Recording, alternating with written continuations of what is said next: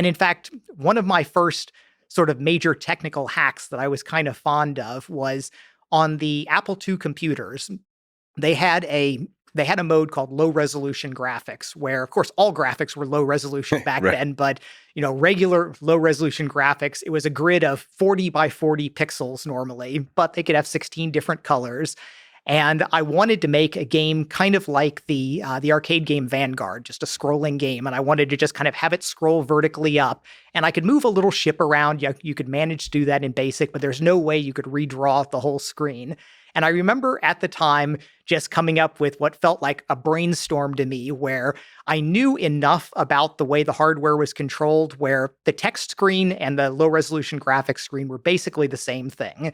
And all those computers could scroll their text screen reasonably. You could do a listing and it would scroll things up.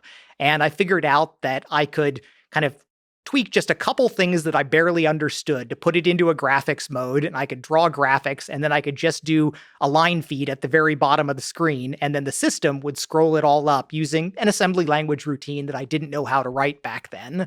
So that was like this first great hack that sort of had analogs later on in my career for a lot of different things. So I found out that I could draw a screen, I could do a line feed at the bottom, it would scroll it up once, I could draw a couple more lines of stuff at the bottom, and that was my first way to kind of scroll the screen, which which was interesting in that that played a big part later on in the id Software days as well. So do efficient drawing, where you don't have to draw the whole screen, but you draw from the bottom using the thing that was designed in the hardware for text output.